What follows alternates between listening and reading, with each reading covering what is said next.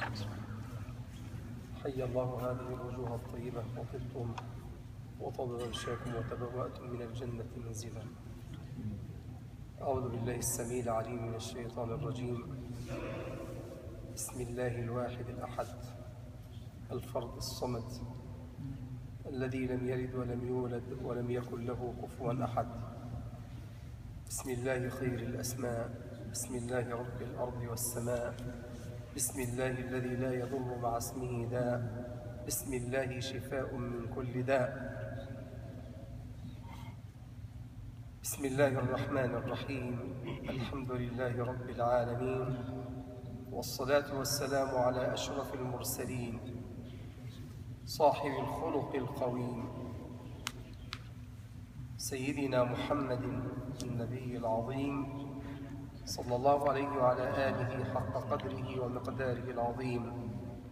سبحانك لا علم لنا إلا ما علمتنا إنك أنت العليم الحكيم. وبعد، فأقول وبالله التوفيق.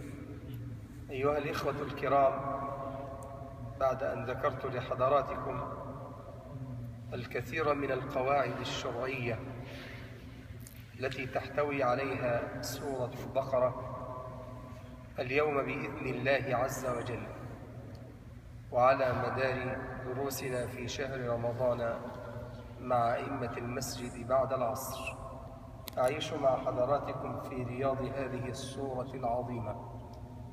وأبدأ اليوم في أوائل هذه السورة. أعوذ بالله من الشيطان الرجيم.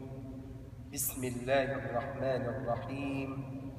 ألف لام ميم.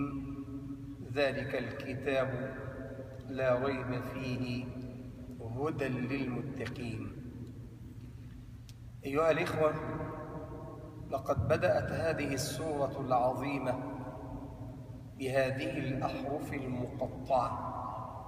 هذه الأحرف المقطعة ألف لام ميم قد يقرأها بعض الناس ألم، لكنها لا تقرأ ألم، وإنما تقرأ بصوت الحرف ألف لام ميم، تقرأ بصوت الحرف. وقد ورد في هذا حديث سيدنا رسول الله صلى الله عليه وسلم: اقرأوا القرآن فإن لكم بكل حرف 10 حسنات. لا أقول ألف لام ميم حرف، ولكن ألف حرف ولام حرف وميم حرف. أيها الإخوة، وعلماؤنا الأجلاء من المفسرين العظام لهم كلام كثير ولهم تأويل كبير في معنى أوائل هذه السورة. هناك صور في القرآن الكريم تزيد على 20 سورة، قيل 27 أو 28، بدأت بهذه الأحرف المقطعة. منها ما بدأت ب5 أحرف: ألف لام ميم صاد كاف ها يا عين صاد. ومنها ما بدأت ب4، ومنها ما بدأت ب3، ومنها ما بدأت ب2، ومنها ما بدأت بحرف كصاد وقاف ونون. هذه الأحرف المقطعة اختلف العلماء الأجلاء في تأويلها والحديث عنها، فذهب كثير من المفسرين إلى أن هذه الأحرف لا يعلم معناها إلا الذي أنشأها وكتبها وسطرها وخلقها لعباده. لا يعلم معناها إلا الذي أنشأها لعباده في كتابه ليهتدوا به. ولهذا تجد كثيرا من المفسرين الأجلاء كالجلالين، الإمام جلال الدين السيوطي وجلال الدين المحلى والإمام البيضاوي، وكذلك غيرهم من المفسرين، كانوا إذا أتوا إلى هذه الأحرف المقطعة كانوا يقولون الله أعلم بمراده.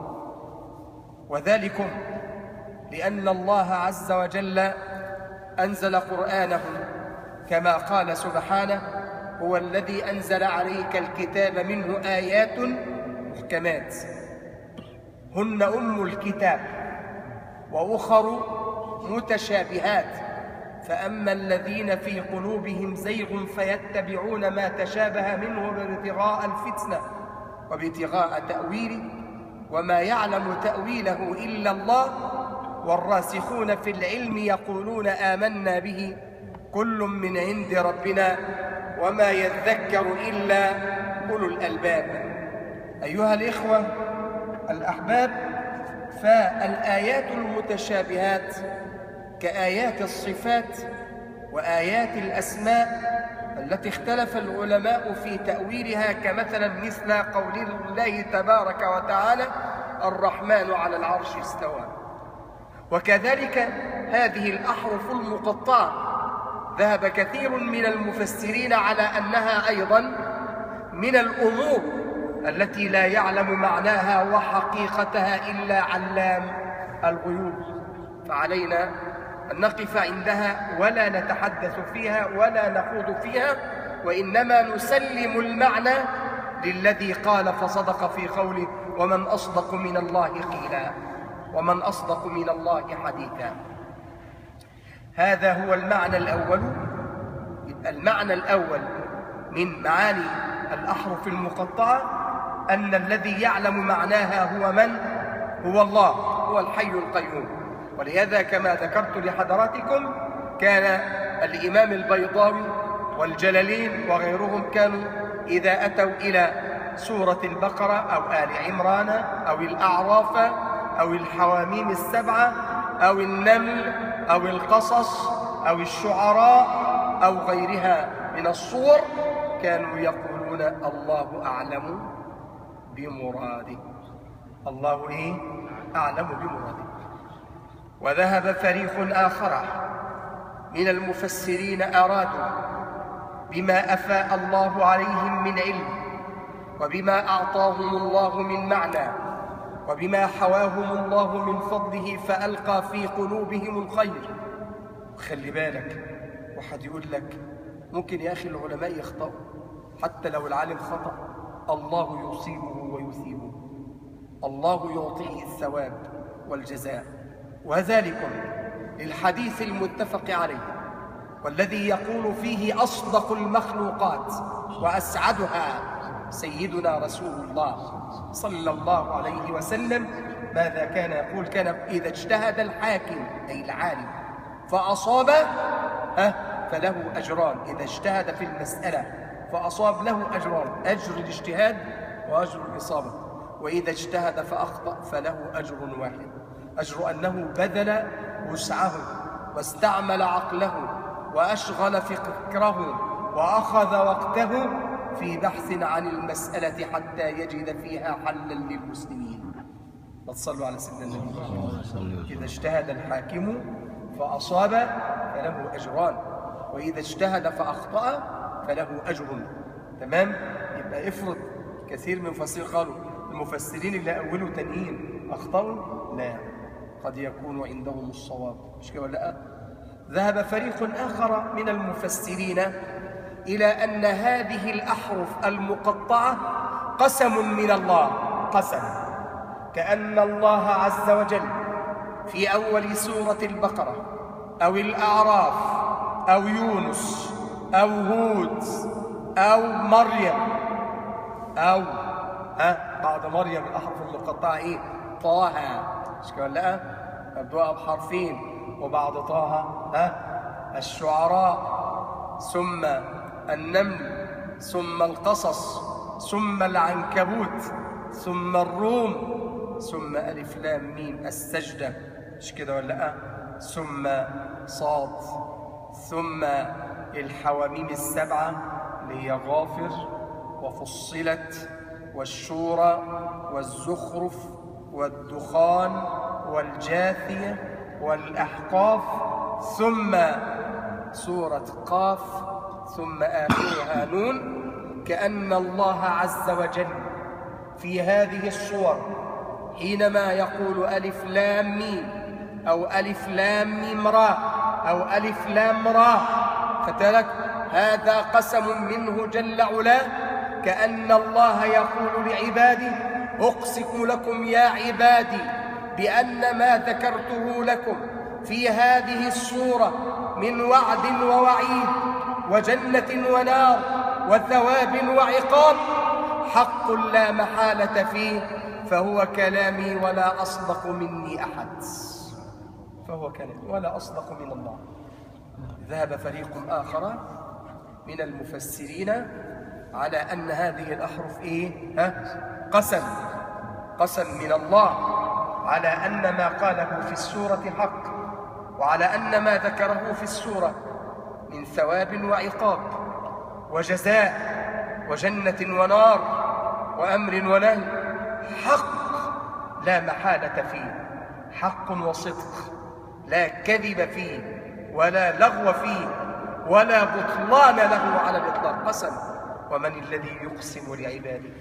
إنه العظيم ذو الجلال، إنه ذو الجلال العظيم الكريم، مش كده ولا إيه؟ يقسم لعباده حتى يصدقوا كلامه فيعملوا به فينيبوا إليه فيخبتوا له جل علاه. هذا رأي آخر. وذهب فريق من المفسرين إلى أن هذه الأحرف المقطعة أسماء له جل علاه إذا ضم بعضها إلى بعض. فإذا ضممتم ألف لام راء إلى حميم سارت الرحيم. الرحيم، خدت بالك؟ يعني استنبط منها كثير من المفسرين على أن هذه الأحرف المقطعة ما هي إلا أسماء له جل علاه، أسماء من أسمائه الحسنى.